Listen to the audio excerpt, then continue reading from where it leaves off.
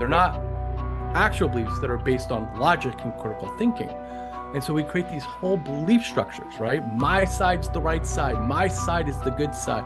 My worldview is the right side. And any sort of kind of conversation that is applied to that belief system says, you know what, maybe you're wrong here, becomes an identity threat.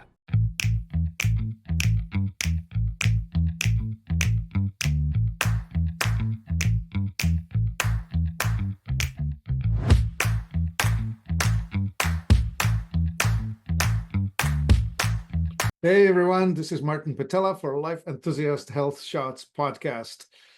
And with me today is a man cut from a very similar cloth as mine, Michael Kohan. And I so appreciate, Michael, hello. I so appreciate you joining me here. Let's open with Shalom, Michael. Shalom. Shabbat Shalom on Friday, but today is a Tuesday, so we'll just say Shalom. Indeed. Yeah, as we're discovering, both of us come with the Eastern European Jewish heritage transplanted into America, and with it come all kinds of gifts. Like, for example, here's a story.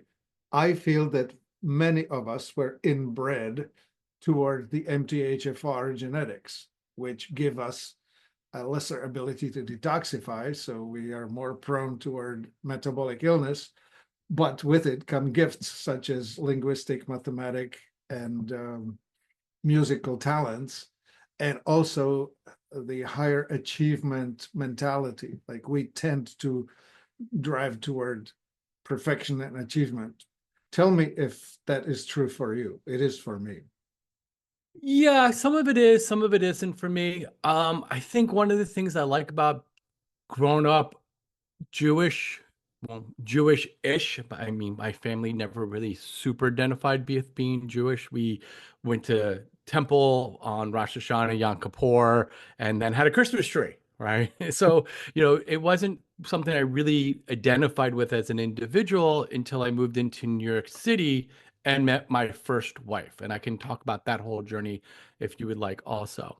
Sure. The thing I love about Judaism as a practice, as a faith, as a culture is a couple components, right? And I think this is what makes a lot of people really smart and really ambitious in Judaism.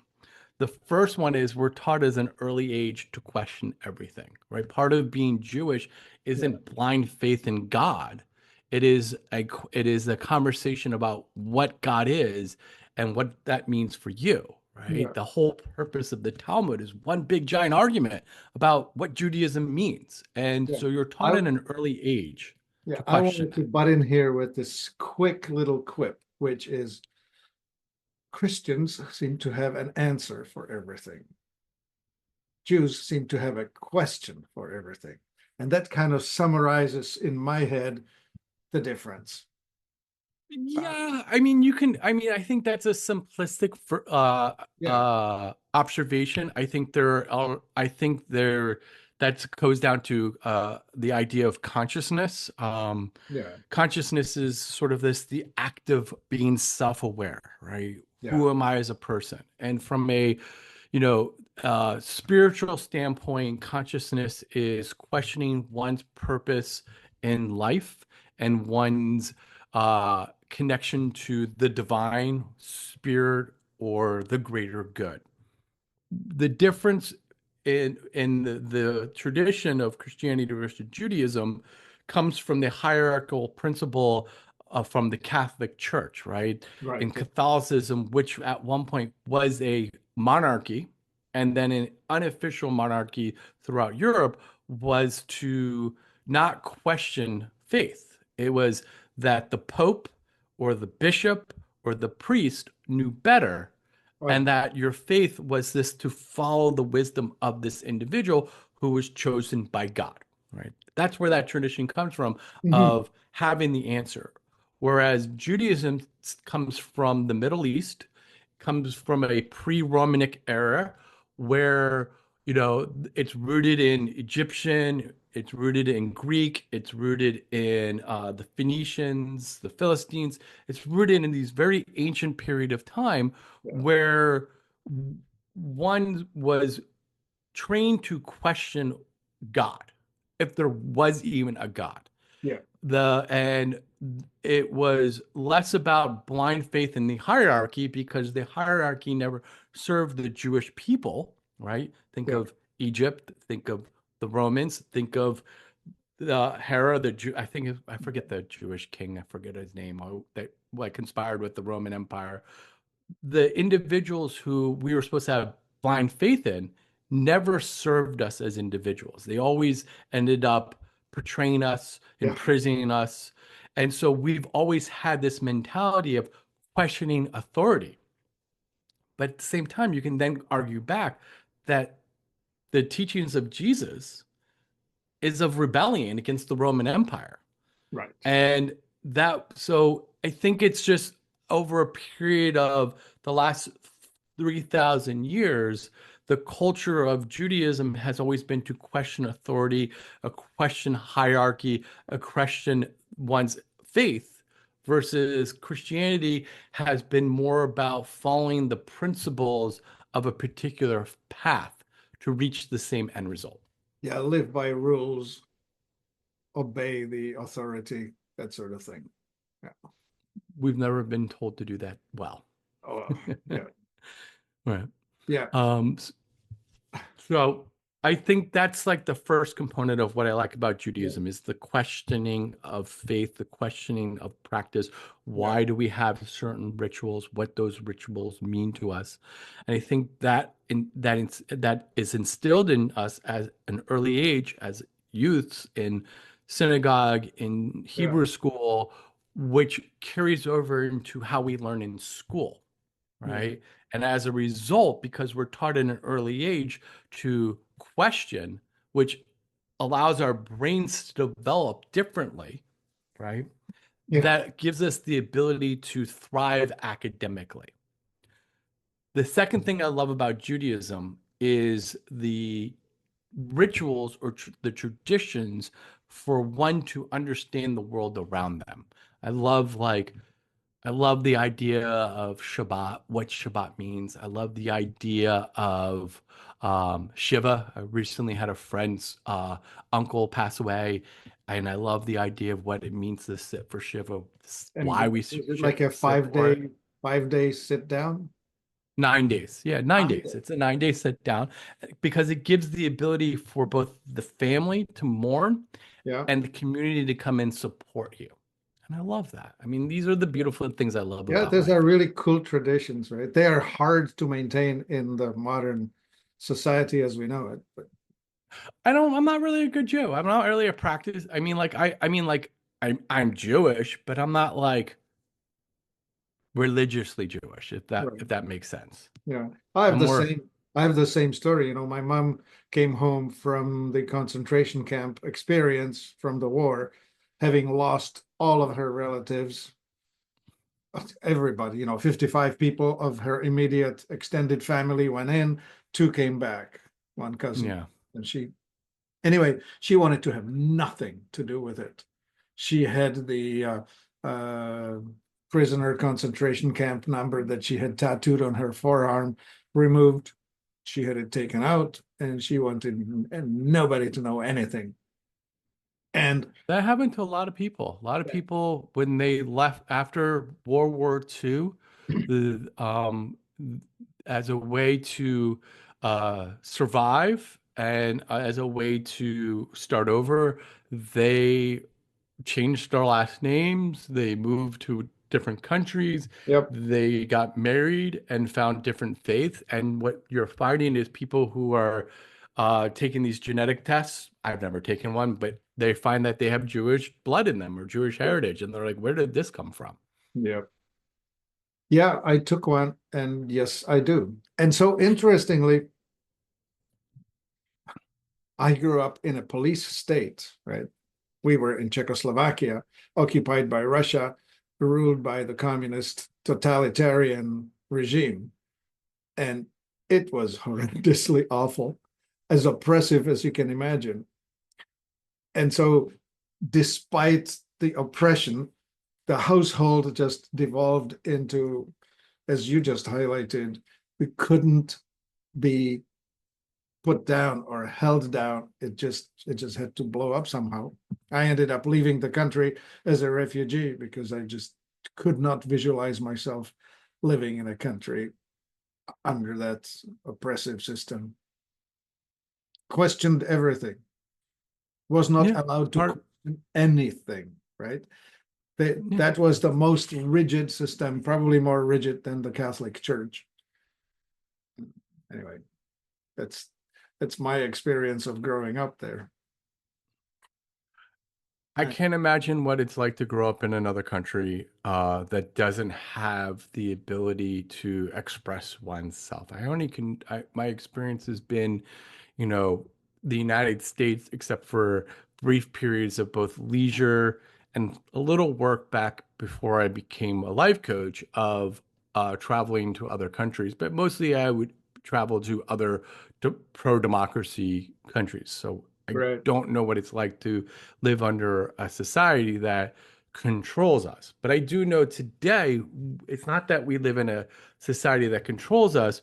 We have a government. And at least in the United States, we live in a society that our consciousness and our political discord has slowly become regulated and controlled through the guise of free speech through in the algorithms of the 24-hour news cycle, the internet, and social media that has really kind of pushed us into these camps where we are no longer questioning our worldview, but rather being told what our worldview is, and then feeling that we are expressing ourselves through rage in this false sense. That's another form of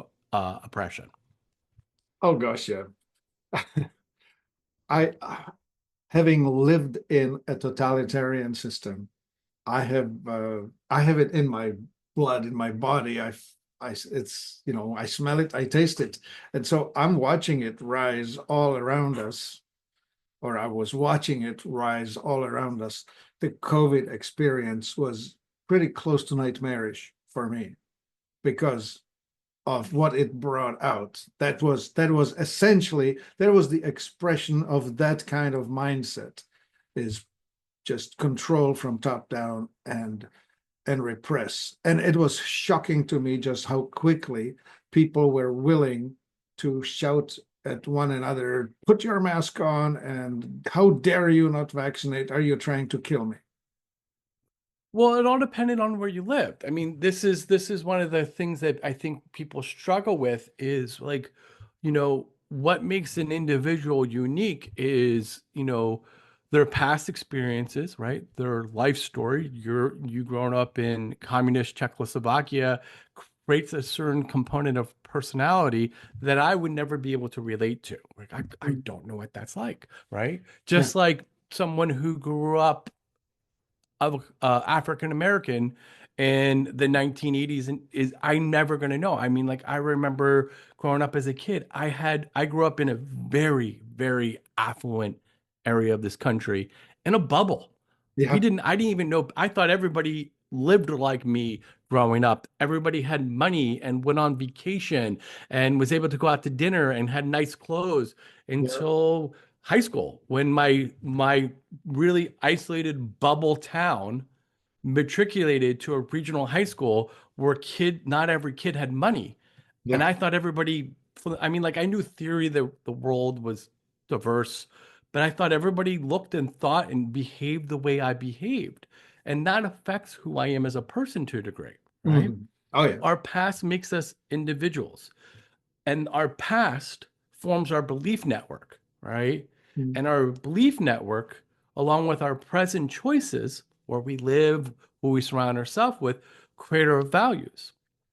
And I would watch individuals, specifically during the pandemic, I would see it, where when they were in one part of the country for about 3 months, they had one view of the world, Mhm. right? Masks, vaccine, social distancing. How dare you think anything different?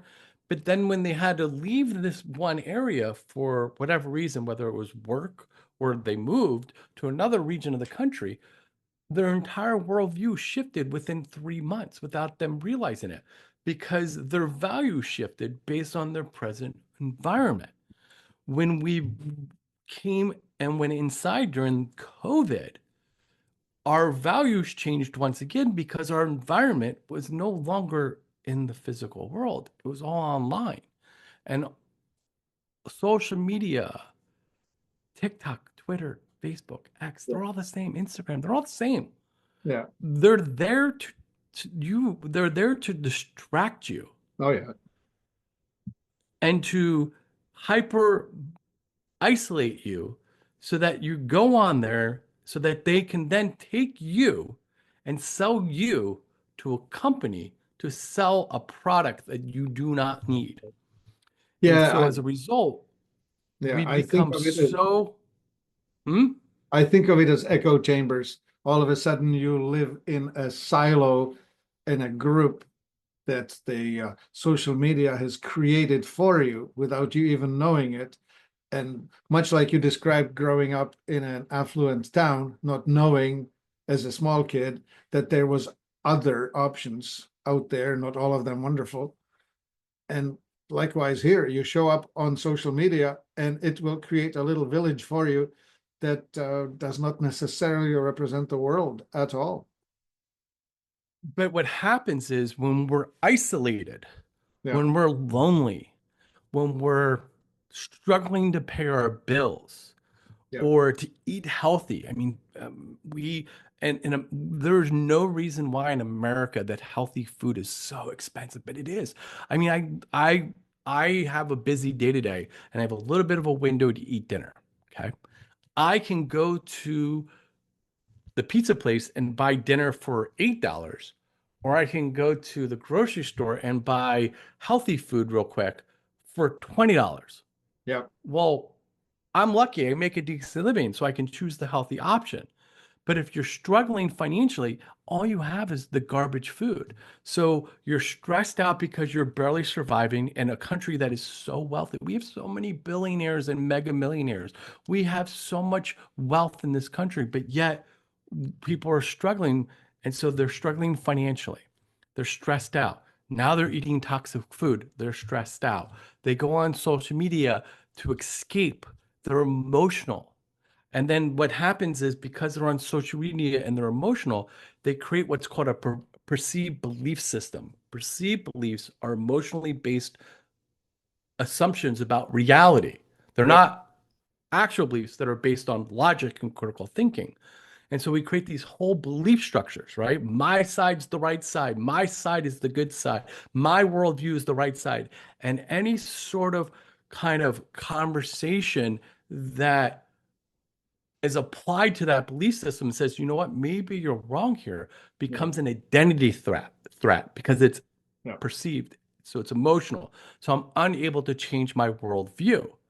When I was a kid and as an adult, and I tried to have my beliefs examined and I try to base them on more logic so that when someone comes up to me and says, hey, this view you have is wrong or not in alignment, I don't become emotional and I'm able to look at the person from a critical standpoint and go, huh, maybe you're right, maybe you're wrong, but it's not gonna affect my identity, my self-worth. And Right. therefore I can change and adapt and evaluate the situations. So therefore I don't become addictive to these negative information overloads that seem to be driving our narrative right now. Yeah. Yeah, you started with it earlier. The wish to belong, to wish to be a part of something, a tribe or a village or It's a, part of our human nature. yeah, yeah, absolutely. We are team creatures, team builders, and It's part of our human evolution. I mean, we are a group, or I mean, so like we'll go back to World War II, right? Post World War II, there was this concept where we were trying to, as a global society, to understand the horrificness of what occurred during World War II Mm. on both sides, Yeah. both the Allies and the Axis. I mean, we just did horrible things to each other. I mean, we burnt cities, we dropped the atom bomb, we we genocide entire populations, we put people in internment camps, we we captured people and then forced them into conscriptions to die. We did horrible things during World War II. And Yep. after World War II, everybody was shocked by all the atrocities, Yep. both sides, right? Yeah. And so we came up with this philosophical idea that by human nature, we're animals. We're savages by nature. And the only thing that prevents savagery is society, government. And so we had this belief that government is what makes us civilized society, right? And without government, we will become savages. And then an author wrote a book, and it's a famous book that we all read in America called Lord of the Flies. And it's all about the breakdown of society and how we start off as civilized individuals and through time become savages. That's been disproven. The theory has evolved to understand this, that we are group-oriented individuals, that we want to belong to a group because that is part of the human evolution condition, right? 5,000 years ago, if you were exiled from your tribe, it was certain death. And the only way to survive and thrive was to belong to your group, right? So originally we identified like I would, like 5,000 years ago, I'm Michael, son of John, member of this tribe. Yeah. Then over time, I became Michael, son of John, of this religion. Then over time, I became Michael, son of John, of this religion. And I am a carpenter. I'm a this. And then over time, it became I, Michael, son of John, of this religion, of this occupation, of this country. And anybody that's not part of that group is my enemy. And I will do, and so if the leader of my group says to you that that individual over there is the reason why you're suffering, or says to me, go kill that person as a member of the group, for me to fit in, I will blindly follow that individual, which is why good people end up doing horrible things to people, right? People don't inherently become racist. It's because of family or community of the group they belong to where that they have racist tendencies. But our default nature, and this is what's been proven, is that we are kind and compassionate and thoughtful individuals. When tragedy strikes, what do? We volunteer, we donate blood, we give money to food banks, we donate to charity. That's our default nature. And our savagery and a horrible nature is based on the groups that we belong to. And you can also bring that to how we live our lives, right?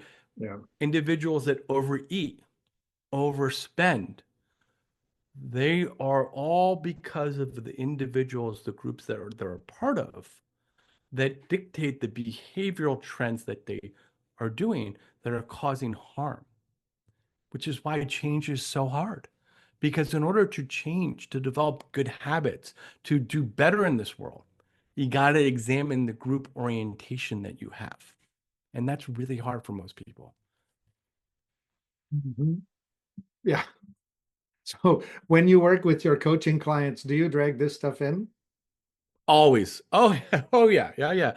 Yeah. So when I'm coaching, I do what's called dialectical coaching there, and or cognitive coaching. So I basically bring in all these concepts into coaching, whether one of the first things I coach on is consciousness, right? Right. And then from consciousness, I get into emotional intelligence. And Right. everyone's like, why are we like, I will have like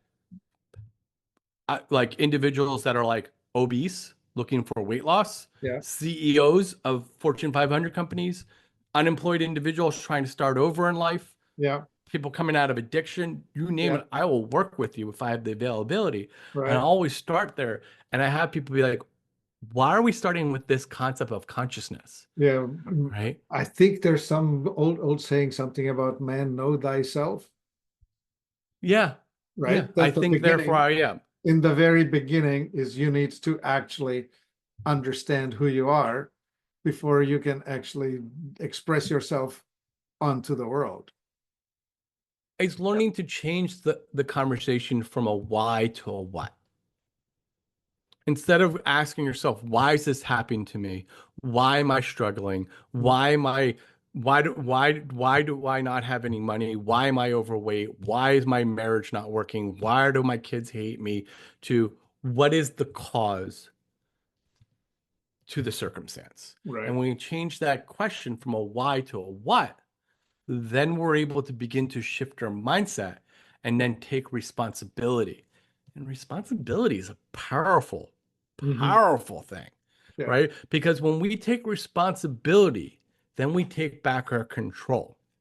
It's this idea that I struggle with younger clients. So like I'll coach I have clients in my 20s and I have clients in my 80s.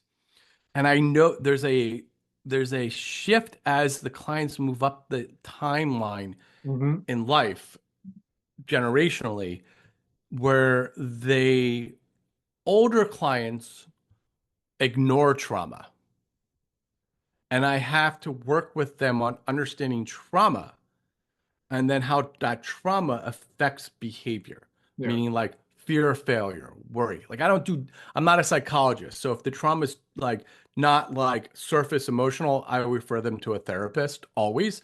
But it's like if I have a client is overthinking or has excessive worry or has anger, right? That's the trauma, right?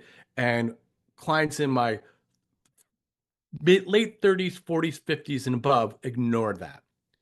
My clients in my mid 30s and 20s identify it, right? Which is the other side of the coin. It's like they use that identity of the trauma as the blanket to make the excuses for the circumstances that's causing the suffering.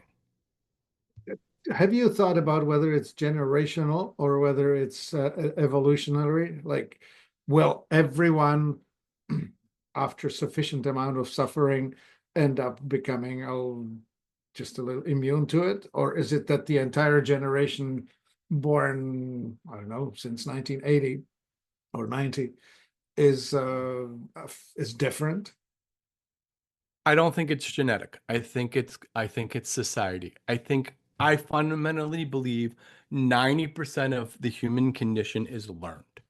Yeah. Our behavior is learned. We form behavioral patterns and emotional patterns through life experiences. We're born 10% of our lives are genetic, right? Everybody can learn to throw a fastball, but a very small portion will become major league baseball players. Yeah. That 10% is the genetic. 90% of it is talent. It's learned. It's effort, right? Mhm. Yeah. We live in a world where we have one absolute truth. We only have one absolute truth. And that absolute truth in this world is one. It's not taxes, it's the fact that you're going to die. One day you will cease to exist in this body, Yeah. right? Death is a part of life. Yeah. Because death is a part of life, that means pain is a part of it, because death is the root of change. And we live in a world that is constantly changing, and it's changing faster now. I mean, it's really changing fast now, right? Look at AI, and I don't even really think it's AI. It's just I like to think of them as large learning models. It's not AI, but we use the term AI to explain it. Um, and so technology is and information has caused change to be accelerated. Yeah, I think it's Pain that is a part of life. yeah, it's the size of the data set that you're able to access all at once. Because Right. back when my grandfather could only absorb what the radio brought, or what the Right. generation before him, what the newsletter, news flyer brought, and before then, it was only what the guy who came to the village told him about The what's town going crier. on. Right. Yeah, So pain is a part of life because pain is a component of change. Yeah. And change is the result of death, right? The ending of industry, the ending of jobs, relationships, family members, loved ones, your home, your community. Change is a part of life. Yeah. And so, as a result of the understanding that pain is a part of a human condition and the onset from the 1940s, Freud, into accelerated in the 90s, we understand that pain is part of the human condition. And therefore, we began to over index on it, where we try to avoid pain and only seek pleasure, right? So Mm. anything that is painful is bad, and anything that's pleasurable is good. So Mm. anything that we experience is painful, we want to run away from it. Not because of genetics, not because we're born with different brains, because of technology. It's because we've been conditioned as we've gone through ages to avoid anything that's painful, right? The Yeah. and you look at the internet, it's all about creating like no friction, right? Yeah. Yeah. Frictionless payment, frictionless purchasing, everything it becomes frictionless. But friction's what makes you alive, right? How do you can't walk down the street without friction, Yeah. right? The friction between your shoes and the sidewalk. That's what how you stay on the ground and keep moving forward. Yeah. And I'm so, thinking more like, um, the rocks that are in the riverbed in a creek, they mm-hmm, time go from jagged to rounded, mm-hmm, from rough to smooth, and it's mm-hmm. the tumbling of the current and throwing the rocks. And I'm usually throwing that metaphor in when I'm talking about teenagers who are just trying to grow up and they're just having to do a whole bunch of tumbling. They have to just get their rough edges smoothed off through They contact. have to learn to embrace pain and not identify it. Yeah, They embrace have to friction. understand that if you want to be, you want to achieve anything in life, you have to experience a level of pain.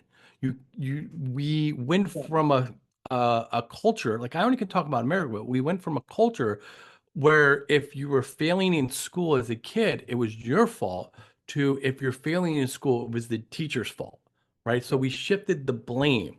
We shifted the idea that you shouldn't have pain.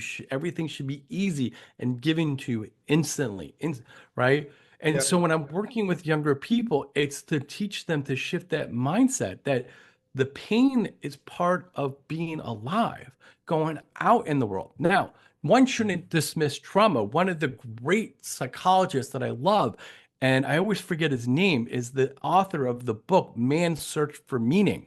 Man's search for purpose. It's logotherapy. It's the idea that when we have purpose in life, a lot of the things that are causing us pain that begin to create emotional distress no longer seem important. But the other part of it was where he recognized that trauma is trauma, that we shouldn't dismiss our trauma, whether it's big trauma or little trauma, but we shouldn't identify with that trauma also. And that's the challenge, to move away from the identity of trauma to understanding what trauma is, and then howing, yeah, it's one of my favorite books. I always forget the author, but how to identify that trauma and then ask what is causing it versus why do I have it? indeed. Well, maybe rephrasing it or reframing it, instead of calling it pain, call it friction or resistance. Overcoming resistance and overcoming friction is necessary and beneficial, because after all, muscle is developed only by applying it against resistance. There was a movie I watched over winter break. It was with Will Ferrell and Reese Witherspoon. I think it was called You're Cordially Invited. And it was like a rom-com. It was okay. I found the kids' characters to be nauseating Ah, because the whole part of Will Ferrell's daughter's friends, their whole character base was all about identifying with their insecurities and their phobias as humor. And I was like, that's the challenge, right? Yeah. It becomes the identity. I have social anxiety, therefore I can't go out in public. I have fear, therefore I can't try. I have this and this is what's wrong, therefore that's my excuse. Versus this is what have to deal with, and I might need to see a therapist or a life coach, Yeah. but I have to take responsibility for it and not allow it to hold back because I had the same challenges in life. Yeah. I just wasn't allowed to use it as an excuse. I Yeah. had depression. I had anxiety as a kid. Yeah. I had attention deficit hyperactive disorder, and I'm dyslexic. My parents were like, yeah, so what? Study. Yeah. And I was like, it's really Harder. hard for me. Yeah. My Work hard. parents were like, study longer. Yeah. I was You know like, what's but then interesting? I can't hang out with my friends. Yeah. My parents went, then that's too bad. They weren't horrible. It was this, I wasn't allowed to use any of these things as Yeah. excuses. What's interesting in my work is as I work with people on their health, the main factor determining success is whether the client is going to take ownership of Yeah. what they have.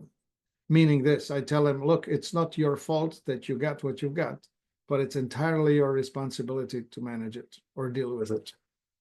It's a real problem. I mean, health issues, obesity, diabetes, these are real issues that people struggle with. Oh Food yeah, is addictive.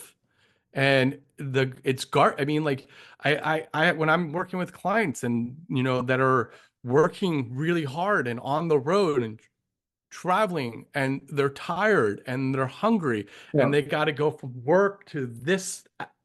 So, I mean, I have clients that have full-time jobs and then they have a second job in order to put food on their table, and they're tired and they're hungry and they go into a convenience store or Dunkin' Donuts or whatever, and they just want a cup of coffee, and then they see the shiny, sugary crap in front of them, and you think they're going to have willpower to say no on a Thursday after working two jobs and running around with their kids?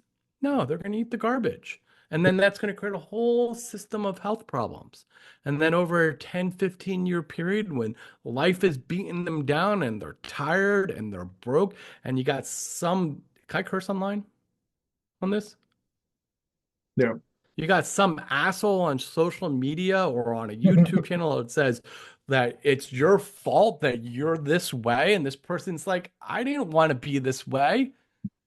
And Well, then the it's like, society does conspire against you yeah, because every addictive thing is made more attractive and cheap. and if it's advertised on television, I promise it's not good for you. It makes no sense that a pound of apples is more expensive than a box of Fruit Roll-Ups. Isn't that something? Yeah. Right. And at So scale, that's what we have. right. It makes no sense. It makes no sense for me it's cheap. I can buy a loaf of Wonder Bread or whatever the equivalent is, because I don't know what it is anymore, for 99 cents from the LDL that's right down the road from me. Yep. Or I could buy a loaf of healthy bread for $8. Yep. What is the average person going to choose? Well, so this is the system that we have evolved where we have money being able to affect policy. So the lobbyist representing the money will affect the legislator, who will then write legislative pieces that will tilt the playing field. We now have subsidized corn and subsidized wheat and subsidized whatever grains growing on fields. So we're taking tax money, giving it to farmers to grow more of stuff that will make us sick, that we will then later spend trillions trying to overcome through the healthcare system. So Right. I don't think it's a conspiracy. I think it's a system that it's been a slow moving cycle that's been going on since the 80s. Well, it's no It's more sort of like, it's no more a conspiracy than a pack of wolves will hunt down an elk. it just happened over time. We went, I think there was the panel in the 1970s that because it was the first time in America that we had an obesity epidemic in America in the 1970s, and they had the first sort of like, nutritional council on American health and fitness, and basically that began the slow moving queue because we identified at the time, the science said that fat was the reason why everybody was fat, right? Oh, Americans are fat because we have too much fat.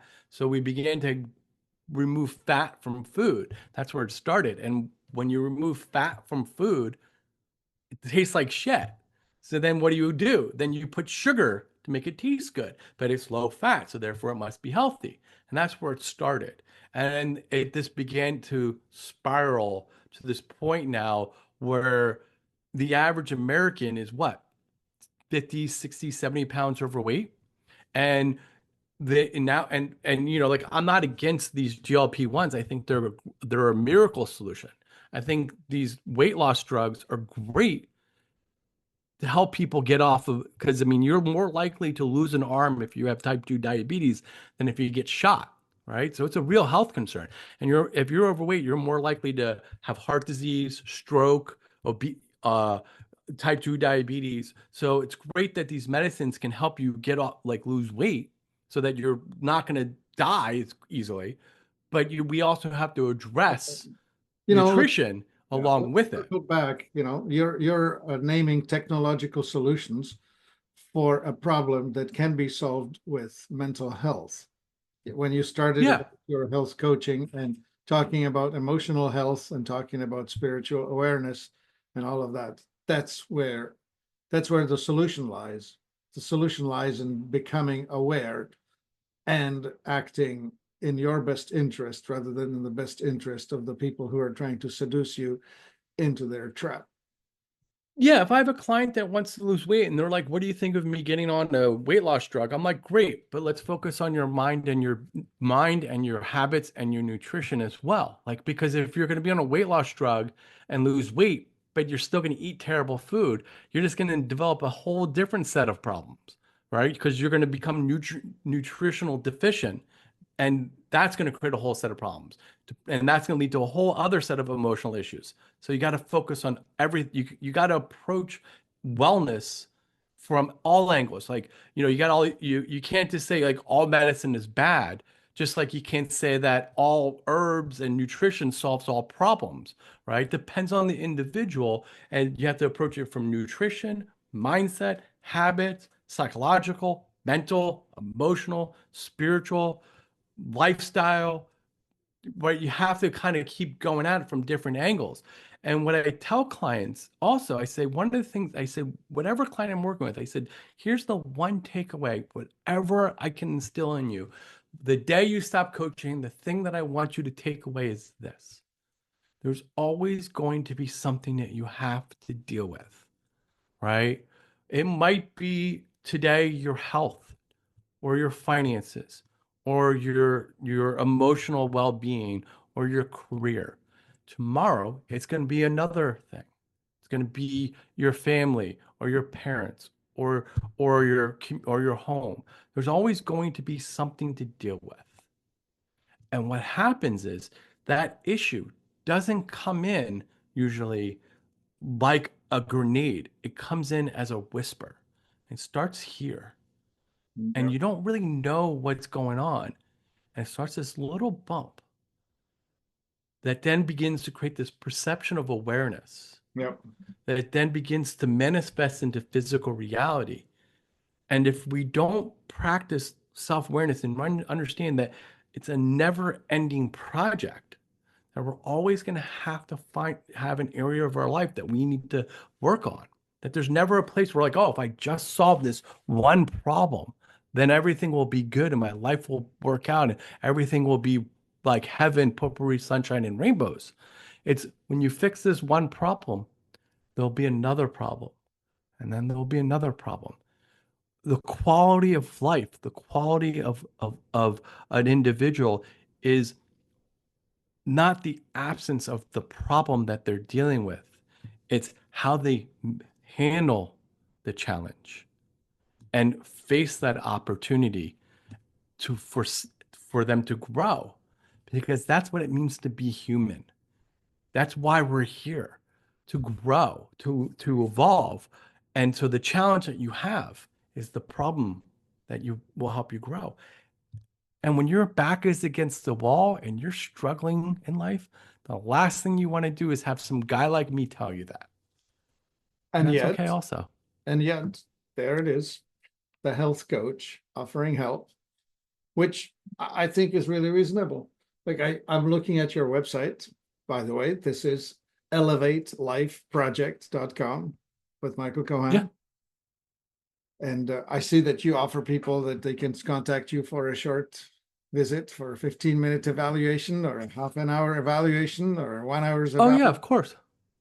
And that's great. So anyone who's listening to it here who feels inspired to contact Michael, there you have it. And if you're I'll always carve out time for anybody under the sun, whether you're an existing client, someone who just needs a quick phone call, right? I'll always carve out some free time for everybody. My mentor did it for me, and that was the promise I had for him, that I would always pay it forward by offering that as an option for people. Nice and generous, and that's what makes the whole society tick. Well, thank you. The fabric of the world. Indeed. Well, there you have it. There is help out there with your intractable problems that you may be struggling with. There's a man with some level of wisdom. It takes a few years. You definitely need to have had a few tragedies in your life before you're ready to see the life from a different perspective. Yeah, they call it the dark night of the soul, right? Yeah. It's that point in your life where you're down on your knees, you're praying to whatever higher power you believe in, right? Yep. And you can either choose to stay down or you can choose to step up, right? Yep. I remember when I was 31 years old, I was living in New York City, and I looked in the mirror and I saw this person looking back at me and was like, who is this person? How did I get here? I hated this person. I hated everything about me. I hated my life. I hated my career. I hated my circumstances, and I hated how I looked. I hated how I felt. And I just I had a choice. I was like, I can either give up, and I thought about it, or I can choose to change. And I started this journey, and it took me 10 real hard years to get to a place where I was like, yeah, I'm good. It was about a 10-year journey. And on the journey, I reconnected to my purpose, which was to help individuals, became a yoga teacher. I lost weight. I got off of drugs. I started making money again, saving money. Then I became a life coach. And then, yeah, found my wife, and here I am. Awesome. Well, all right, world. You can meet Michael Kohan. The website, one more time, is elevatelifeproject.com. And you're learning about it all at the Life Enthusiast Health Shots podcast with Martin Pytela at life-enthusiast.com. Michael, thank you so very much for spending time today and explaining yourself to the world. My pleasure. Thanks for having me. I hope I did a good job. Absolutely. Thank you. My body's a temple, but the walls are cracked. Stuck in the rubble of the years I've stacked. Stagnation in my veins like a river turned to dust. Toxic whispers in the wind, but I gotta rebuild. I must.